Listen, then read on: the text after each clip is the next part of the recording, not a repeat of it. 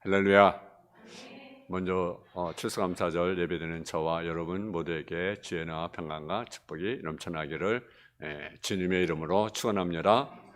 오늘 고린도서 3장 12절에서 17절 말씀을 가지고 감사하는 자가 되라고 하는 제목의 말씀을 가지고 말씀을 전하겠습니다.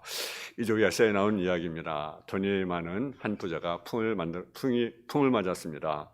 그래서 목이 옆으로 돌아갔는데 몸이 아프나니까 내 많은 자산도 소용이 없다는 것을 깨닫게 됩니다. 그래가지고 유명한 한의사를 찾아갑니다.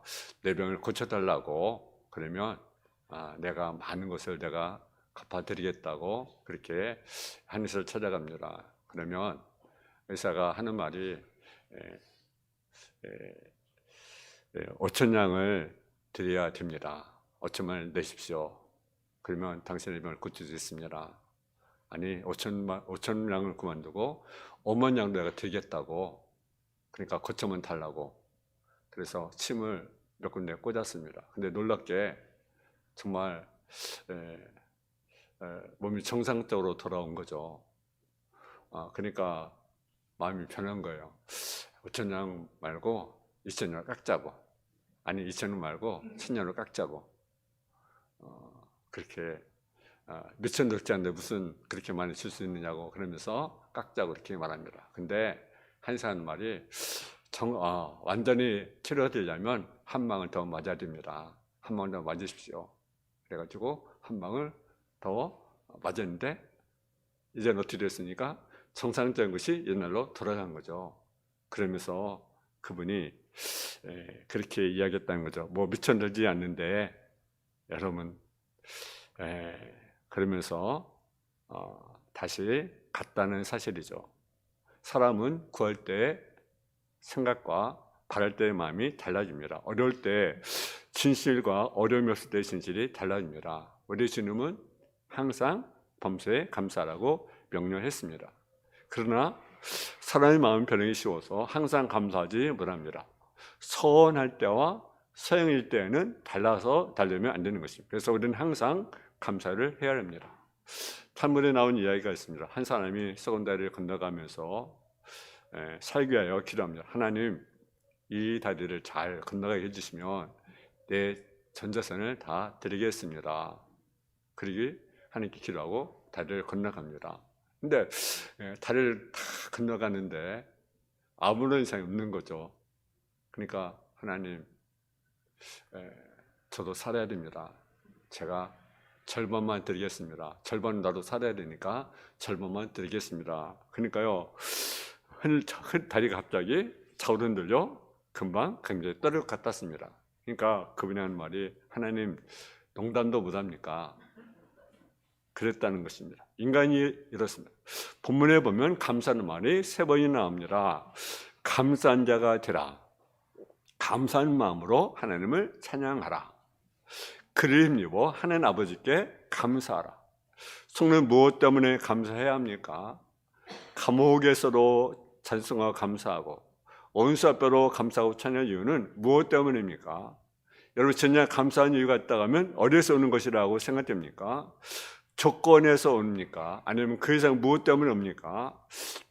세상에 이것이 있어야 저것이 존재하는 것이 있습니다. 또 이것이 없다면 저것이 존재할 수 없는 것들이 많습니다. 또 이것이 없다면 저것이 아무리 좋고 많아도 감사할 수 없는 것들이 있습니다. 예를 들면 남편의 건강은 아내의 소원입니다. 근데 남편의 건강은 좋은데 그 건강한 몸을 가지고 다른 여자와 바람을 피면 그 건강은 어떻습니까? 감사 조건이 됩니까? 감사 조건이 아니라 원망의 조건이 되는 것입니다. 차라리 병들고 약한 몸이 되어서 나에게 돌아가기를 바랄 뿐입니다. 옛말에 종이 똑똑해야 주인이 준다는 말이 있습니다. 그런데 영리한 종업원이 있는데 그것이 주인에게 감사의 조건이 되려면 그가 내게 진실하고 충성할 때만 가능한 것입니다. 그런데 똑똑한데 나를 속이고 내게 손을 끼친다면 그 청명함은 원망의 대상이 될 수 있어도 절대로 감사의 조건이 되지 못하는 것입니다. 저는 제 자녀가 아버지를 자랑스럽게 여길 수 있는가 한번 생각해 봤습니다. 정말 나의 사랑과 헌신에 대해서 감사할 수 있을까? 근데 내린 결론은요, 나의 헌신과 사랑에서 결정된 것이 아니라는 것을 알았습니다. 여러분, 부모님은 자녀에서 사랑을 베풀고 헌신을 하게 됩니다. 누구나 다 마찬가지. 그런데 그 부모의 헌신의 사랑에 대해서 감사할 수 있는 자녀도 있고, 아니면 원망하고 불평하는 자녀가 있을 수 있습니다. 왜 그렇습니까? 그 부모의 희생과 사랑보다 자신의 삶의 보람과 성공에 달려있다는 것입니다. 자신의 삶을 실패하고 자신의 삶에 만족하지 못한다면 부모는 감사의 대상이 아니라 원망의 대상이 될 것입니다. 적은 음주업선을 주었어도 만대 남긴 사람은 오히려 부모의 유산을 자랑할 것입니다. 그러나 많은 유산을 물려받은 자식이라 할지라도 자신의 삶에 실패한 자식은 부모에게 감사를 드리기보다는 불평을 하게 될 것입니다. 그러면 감사는 어디에서 오는가라는 거죠. 첫째는 모든 감사는 구원으로부터 온다는 사실이죠. 삶의 어떤 여건이라도 감사라면 하나의 조건이 필요합니다. 그것은 살아있어야 한다라는 거죠. 여러분, 죽었으면 잘생기면 뭐가 의미가 있습니까? 여러분, 돈이 많으면 못 하겠습니까? 생명이 있을 때는요, 역경도 고난도 감사할 수 있지만 생명이 없다면 아무것도 감사할 것이 없을 것입니다. 살아있고 건강이고요, 살아있고 아름다움이고요, 살아있고 물질입니다. 죽음의 의미가 없는 거죠. 살았을 때 결뚝거려도 감사하고 버리떡이라도 감사할 것입니다. 그러나 죽은 사람에게 건강 투자는 무슨 의미가 있으며 증상자는 무슨 의미가 있겠습니까? 문눈병 환자가 가시의 찔려도 아프지 않고 진물이 나도 아프지 않고 성깔이 떨어지고 코가 잘라도 아픔이 없는 것이 가장 큰 아픔이라고 하는 사실이죠. 그래서 그들은 아픔이 있다는 것 자체를 감사해야 한다고 했습니다. 사람들은 고난을 싫어하지만 그런데 중요한 것이 있습니다. 죽으면 고난도 없다는 거죠. 그렇잖아요. 사람은 광야를 원하지 않습니다. 그러나 죽으면 광야가 없습니다. 그래, 고난은 살아있다는 증거고 생명있다는 증거는 사실입니다. 그래서 고난도 감사해야 한다는 거죠.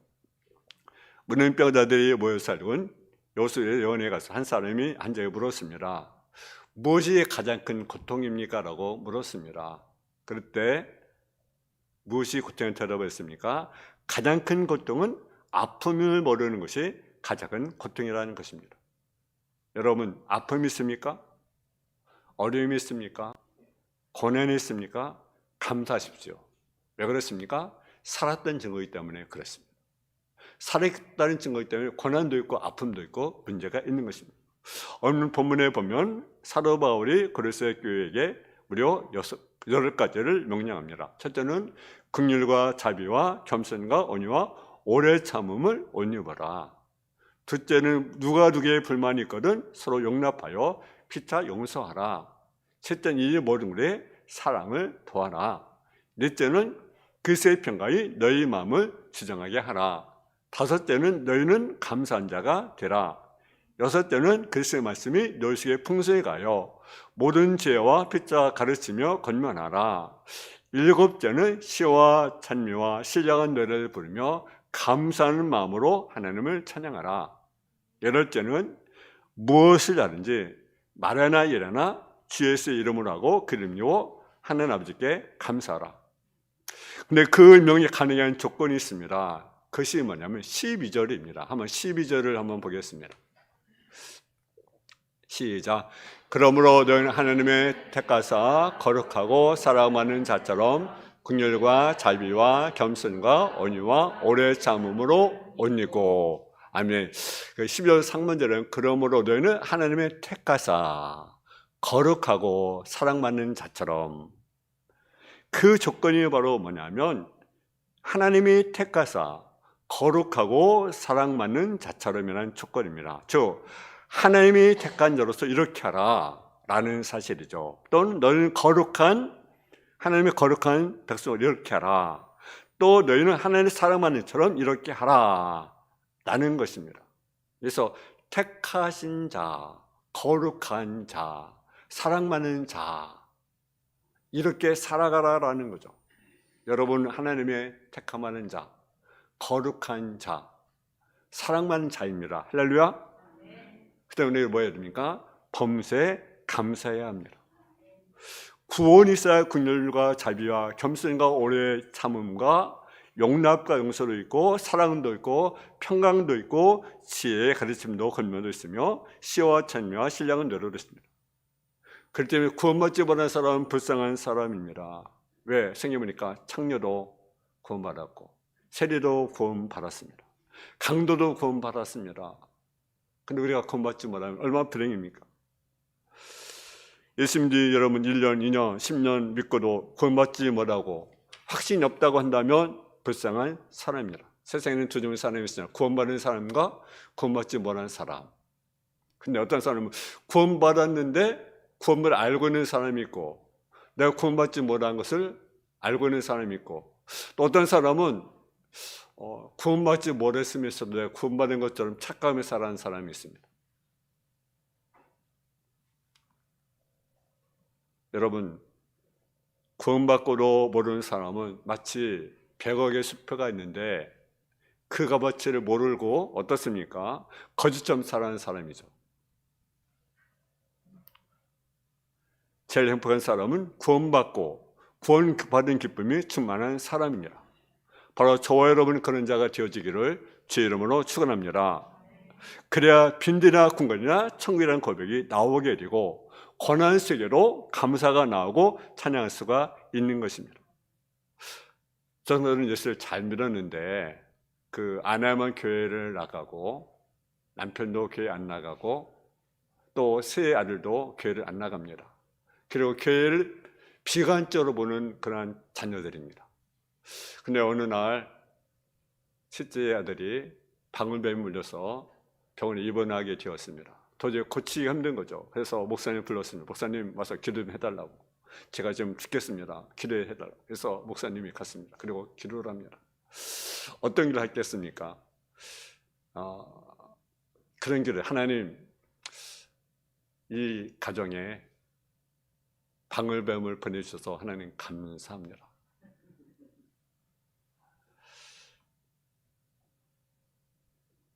그리고 하나님 둘째 아들에게로 방울뱀을 보내셔서 물게 하시고 셋째 아들에게로 방울뱀을 보내서 물게 하셔서 그리고 더 큰 방울뱀을 보내서 아버지로 방울뱀에 물려서 물게 해달라고. 그래야 예수를 믿을 거니까.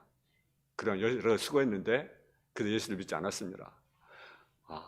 더 큰 방을 보내서 이 가정에 권하게 해달라고 하나님께 기도를 했다는 사실이죠.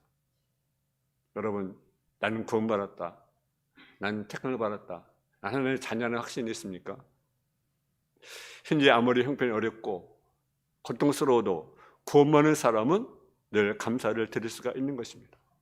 그러나 구원받지 못한 사람은 아무리 많아도 아무리 풍족해도 감사를 모르는 사실이죠. 두 번째로 감사는 평강함부터 온다는 사실이죠. 그래서 평강이 없는 것은 아무것도 감사하지 못합니다. 불평꾼은 천국에도 불평한 사람이라. 지옥에 있는 사람을 천국에 두고 천국에 있는 사람을 지옥에 둔다면 천국이 지옥이 되고 지옥은 천국이 될 것입니다. 평강은 세 가지입니다. 먼저 하나님과의 평강입니다. 둘째는 내 마음의 평강입니다. 또 하나는 다른 사람과의 평강입니다. 먼저 십자가의 구속으로 믿음으로 하나님의 원수가 되었던 내가 하나님과 평안을 누리게 된 것입니다. 우리는 진노를 받을 수밖에 없는 존재입니다. 근데 우리는 하나님과 더불어 평화를 누리게 되었고 우리는 구원을 받게 되었습니다. 다음은 하나님과 더불어 합병한 사람은 내 속에 무엇이 오게 됩니까? 평안이 오게 되는 것입니다. 이 평안은 예수님의 평안, 성령으로 말미암은 평안입니다. 무엇도 빼앗을 수 없는 평안입니다. 그래서 아무것도 염려하지 말고 다만 모든 일에 기도로 간구를 것을 감사함으로 하나님께 하리라. 그러면 모든 일에 대한 하나님의 평강이 너희 마음과 생각을 지키시리라. 그래서 내 안의 평안입니다. 또 누굽니까? 다른 사람과의 평안을 우리가 누려야 되는 거죠. 근데 내가 하나님과 평안을 누렸다고 하는 사람이 내가 굶었다는 사람들이 다른 사람들이 싸우고 다투면 되겠습니까? 가정이 만에 진정이 일어나고 교회가 매일 진정이 일어나고 그러면 그것이 과연 구원받은 하나님의 자녀가 말할 수가 있겠습니까? 그새의 평강이 너희 마음을 지정하게 하라. 너는 평강을 위하여 부름을 받았다는 사실이죠. 또한 감사한 자가 되라고 말씀하고 있습니다.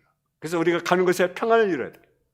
가정에 가면 가정의 평안, 교회의 평안, 직장의 평안, 우리가 이루는 자가 될 수 있기를 주의 이름으로 축원합니다. 이것이 우한데요. 어느 날에 정원을 무척 아끼는 한 왕이 있었습니다. 그래서 많은 그 과일 나무를 심었습니다. 근데 어느 날 보니까 정원에 보니까 나무들이 그냥 시들시들 하는 거예요. 시들시들. 그래서 떡갈나무에게 물어봤습니다. 왜 이 나무들이 그렇게 시들시들 하느냐고 물었습니다. 그러니까 그 떡갈나무가 이야기합니다. 나무들이 서로 자기가 다른 나무보다 못하다고 실망하고 있습니다. 소나무는 자신이 포도나무처럼 열매를 맺지 못한다고, 그래서 불만입니다. 또 포도나무는 또 불만이 있어요. 왜냐하면 복숭아처럼 똑바로 서서 열매를 맺지 못한다고 불만입니다. 또 제라늄은 날락처럼 날씬하지 못하고 향기롭다고 불만입니다. 근데 유독 시들어가는 중에 유독 생기가 있는 아름다운 꽃이 하나 있었습니다. 그것은 펜지라는 꽃이었습니다. 그래서 왕은 그에게 물었습니다. 펜지야, 다들 시범쓰게 시들어가고 있는데 너는 작은 꽃이지만 꿋꿋하게 자라고 있는 거 보니 지미함이 매우 기쁘구나. 네, 고맙습니다. 저는 원래 볼품이 없는 꽃이지만 왕께서 떡갈나무나 소나무나 목사나무나 또 날락이나 그런 것보다도 저를 그래도 그냥 내버려 두셔서 이렇게 자라고 있으니 왕께서 저를 심으신 것은 저를 보시면 마음의 평안을 느끼기 위한 것을 아시죠. 그래서 저는 왕께서 저를 보시면 마음의 평안을 느끼도록 최선을 다하고 있었습니다. 여러분, 우리는 감사일이잖아요. 감사. 여러분, 우리가 오늘 무슨 날입니까? 추수감사절입니다. 감사절은 어디에 나왔습니까? 성경에 나와 있습니다. 그래서 성경은 세 가지 절기를 지키라. 유월절, 맥주 감사절, 또 추수감사절을 지키라고 우리에게 분명히 말씀하고 있습니다. 그리고 빈손 오지 말라. 그리고 또 이것은 또 구체로 된 것이 또 우리가 그 미국의 그 청교도대에서 우리가 또 된 것 아니겠습니까? 여러분, 미국 청교들이 그 우리말 무릅쓰고 108명이 미국으로 건너가 그들이 추수감사절을 먼저 지키게 되었습니다. 근데 그들이 감사한 조건이 있었습니다. 몇 가지 조건이 있었냐면 7가지 감사의 조건이 있었습니다. 숫자는 180톤밖에 안 되는 작은 배지만 그 배라도 주신 것을 하나님께 감사를 드렸습니다. 두 번째로 감사는 평균시로 이 마을의 항이었으나 117간 계속 현존할 수 있음을 감사를 드렸습니다. 셋째는 항해 중에 두 사람이 죽었으나 한 아이가 태어남을 하나님께 감사를 드렸습니다. 넷째는 폭풍으로 인해서 죽을 수 있는 도시 부서졌으나 파손되지 않았음을 하나님께 감사를 드렸습니다. 다섯째는 8몇이 파도 속에 밀려 들어갔으나 모두가 흡수됨을 하나님께 감사를 드렸습니다.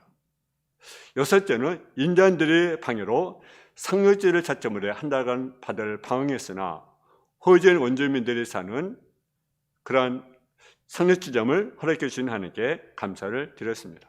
7번째는 고통스러운 3개월 반의 향해 중에 단 한 명도 돌아가지 않은 사람이 없었음을 하나님께 감사를 드렸습니다.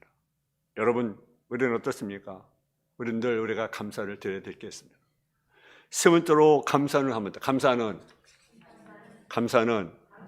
하나님의 뜻입니다. 아멘. 우리가 대역관에서 5장 18절에 보면 범사에 감사하는 그리스도의 선들을 향하신 하나님의 뜻이라.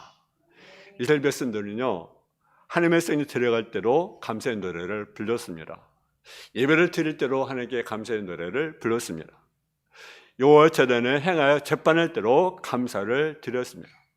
그들은 하나님께 이스라엘과 맺은 계약을 지키신 데 신실했기 때문에 감사를 드렸고, 과거뿐만 아니라 현재와 미래로 변함없이 보호해 주시고 인도해 주시고 특별히 믿고 하나님께 감사를 드렸습니다. 우리가 구원받았다는 것은 무엇을 알 수 있습니까? 감사를 통해서 우리가 알 수가 있습니다. 우리 하나님의 사랑을 받는 것은 무엇을 알 수가 있습니까?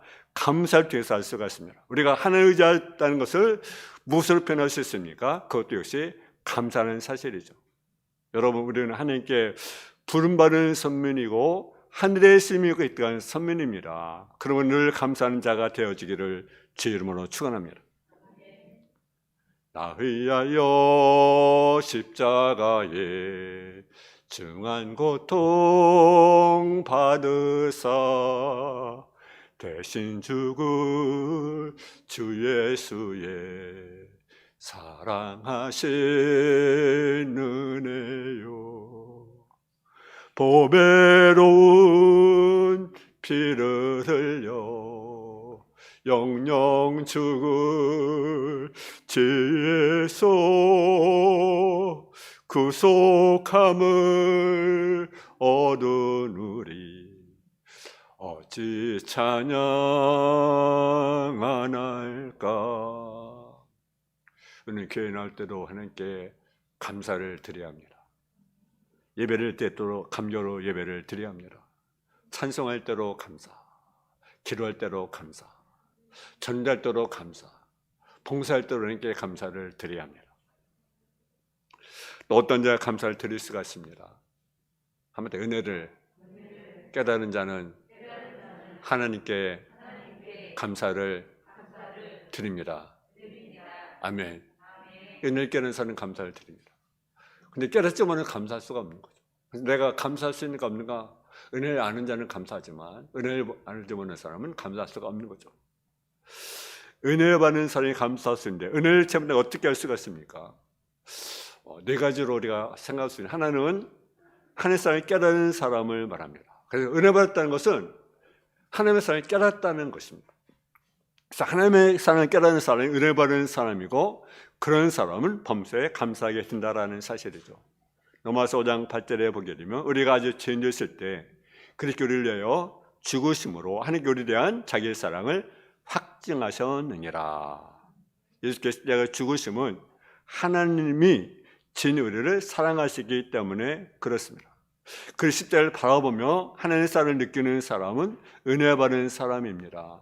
근데 십자가를 바라보러 하나님의 사랑을 깨닫지 못하는 사람은 은혜 받지 못하는 사람인 거죠. 여러분, 입으로 붓을 물고 그림을 그리는 구피라가 중에 인당 김준호 씨가 있습니다. 그가 순문고를 졸업하고 인하대 건축가를 다녔는데 3학년 중에 그가 군대를 갔습니다. 근데 군대에서 훈련하다가 아니라, 죄송합니다. 훈련을 마치고 이제 간물대를 정리한 중에 그 물건 정리하다가 실수로 바닥에 떨어져 척추 중에 중요한 경추를 다쳐서 전신마비가 되었습니다. 근데 그 전신마비가 된 그가 구피라가가 되었습니다. 그래서 그는 감사의 증거를 그는 네 가지로 말합니다. 하나는 내가 그 계기를 통해서 예수님을 영접하게 됐다는 거죠. 두 번째는 치료가 되지 않은 군대에 내가 다친 것을 감사했다라는 거죠. 네 번째는 원어병원에서 입원 중에 그 간호사를 만났습니다. 신장 간호사를 만나가지고 결혼했어요. 그래가지고 역시 감사를 드렸습니다. 또 하나는 구피라가가 됐다는 것을 감사를 드렸습니다. 여러분 구원 받았어요, 안 받았어요? 받았잖아요. 그 감사하잖아요, 그죠? 내가 닿지 않은 거 감사한 거 아니겠어요?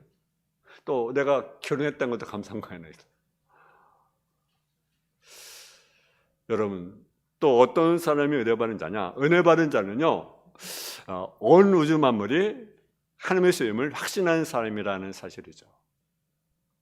그래서 1장 16절 17절에 보면 하늘에서 창조되되 하늘과 땅에서 보이는 것들과 보이지 않는 것들과 또 혹은 왕권이나 주관자들이나 통치자들이나 권세자들이나 만물 다 그로 말미암아 그래서 창조되었고, 또한 그가 만물보다 먼저 계시고 만물이 그 안에서 함께 섰느니라 라고 말씀합니다. 이렇게 우주 만물이 하늘에서 창조되었고 하늘에서 존재하는 것을 깨닫게 되면 범사에 감사하지 않을 수가 없습니다. 여러분, 우리가 한국절에 매일마다 뭘 냅니까? 전기요금을 내잖아요. 매달마다. 근데 여러분, 우리가 매일 햇빛을 우리가 받고 있잖아요. 그 요금을 우리가 얼마나 되겠습니까? 여러분, 병원에 여러분 중환자에게만 하면 산소통에 공기를 흡입합니다. 근데 매일매일 우리가 마음 놓고 공기를 마셔요. 매일. 얼마나 감사합니까? 한번 생각해 보십시오. 하루 동안만 태양을 어둡게 한다면 세상은 어떻게 되겠습니까? 하나님이 하루 동안 공기 중에 산소를 공급하지 않으면 우리의 생명이 어떻게 되겠습니까? 하나님의 피조물 우리 인간들은 단 하루 한 시간도 하나도 없이 것은 살 수 없는 존재입니다. 그렇기 때문에 우리는 감사를 드려야 된다는 사실이죠. 또 오늘 깨달은 사람은요, 어떤 사람입니까? 하나님 긍정적으로 유익하게 한다는 사실을 확신하는 사람이라는 사실이죠. 여러분, 로마서 우리 잘 아는 로마서 8장 28절의 말씀, 우리가 알거니와 하나님을 사랑한 자 곧 그의 뜻대로 부르시는 자는 모든 것이 협력하여 선을 이루느니라. 하나님의 택하신 자도 결국 모든 것이 유익하게 한다는 사실이죠. 여러분, 요셉이 누명을 쓰고 옥에 갇혔습니다. 여러분, 잘한 것입니까? 못한 겁니까? 여러분, 잘한 거예요? 못한 거예요? 옥에 갇힌 것이? 잘했다고 생각하는 사람도 있고 안 됐다고 생각하는 사람도 있어요. 근데 잘한 겁니다. 왜냐하면 옥에 갇히지 않았다고 그가 어떻게 왕을 만날 수 있었겠어요? 어떻게 총리 되신 수가 있었겠어요? 이건 범사가 감사라는 사실이죠. 바울 사도도 자신에게 질병이 있어서 도리어 크게 기뻐했습니다. 왜냐하면 자기 약할 때 강하여지고 온열이기 때문에 그렇습니다. 어떤 성도는요, 암에 걸리고 하는 감사합니다. 암에 걸려서 감사합니다 했다. 왜냐하면 그 병 때문에 예수님을 영접하게 되었고 영원한 생명을 얻었기 때문입니다. 여러분, 하나님 택하는 사람들도 때로는 어려움도 있고요, 시험도 있고요, 환난도 있고요, 질병도 있고요, 아픔도 있습니다. 그러나 세월을 지나가려면 그것이 우리에게 뭡니까? 이겨낸 것을 깨닫게 되는 것입니다. 또 은혜를 깨달아서 어떤 생각, 마지막은요, 인생은 빈손으로 왔다가 빈손으로 간 존재하는 것을 깨닫는 사람이라는 사실이죠. 역대서 1장 21절에 보기에 내가 못해 알몸으로 왔다가 다시 알몸으로 돌아간다고 말하고 있습니다. 전도서 5장 15절에 보게 되면 그가 못해서 벌거벗고 나아오신 중 그가 나온 대로 돌아가고 수고하여 얻은 것을 아무것도 자기 손에 가지고 가지 못하리니 이것도 큰 불행이라. 어떻게 왔든지 그도로 가니니 바람을 잡는 수가 그에게 무엇이 유익하랴. 여러분, 우리가 올 때 뭘 가지고 왔습니까? 아무것도 가지고 오지 못했습니다. 갈 때로 역시 아무것도 가져가지 못한 것이 우리의 인생입니다. 빈손으로 왔다가 빈손으로 한 것이 우리의 인생입니다. 그러므로 쌓아놓아야만 행복하다는 것은 오해입니다. 사람들은 흔히 다른 생각과 비교해서 더 많이 쌓아놓아야 내가 행복할 것이다, 그렇게 생각합니다. 그러나 진정한 행복은요, 물질에 있는 것이 아니라 어디에 있습니까? 내 마음에 있다. 할렐루야. 잠언서 15장 16절 17절에 보면 가산의 적어로 여호와를 경외하는 것이 크게 부하고 번뇌하는 것보다 나으니라. 채소를 먹으며 서로 사랑하는 것이 살찐 썰을 먹으며 서로 미워하는 것보다 낫다. 여러분, 매일 고기 먹으면서 싸우면 그 가정이 행복하겠어요? 물질보다 신앙이 우리를 더 행복하게 만듭니다. 그러나 진정한 행복은 어디에 있냐면 뭐냐? 욕심을 버려야 합니다. 마음을 배워야 합니다. 인생은 빈손으로 왔다가 빈손으로 돌아갑니다. 그러나 물질보다는 신앙을, 사랑을 더욱 사모해야 된다는 거죠. 그러면 적은 물질에도 감사할 수가 있는 것입니다. 꽤 많은 반찬을 놓고도 자기 입에 맞지 않는다고 밥상을 집어 던지는 사람이 있습니다. 근데 멀건죽 한 그릇을 놓고도 하나님께 감사를 드리는 자들이 있습니다. 누가 행복하겠습니까? 그러면 이런 양심이 있으면 우리는 늘 감사할 수 있기 바랍니다. 여러분, 혹시 여러분 중에 삶에 짜증되고 불만스러운 분이 있습니까? 하루하루 사는 것이 괴롭고 고통스럽습니까? 그런 분이 있다 한번 생각해 보시기 바랍니다. 하나씩 한번 생각해 보세요. 여러분, 우리는 없는 것 때문에 우리는 불평하지 말고, 없는 것 때문에 불평하지 말고, 있는 것으로 감사하자. 아멘. 여러분, 우리 감사절입니다. 어떤 감사 다시 한번 회복하는 저와 여러분 다 되어지기를 주님의 이름으로 축원합니다.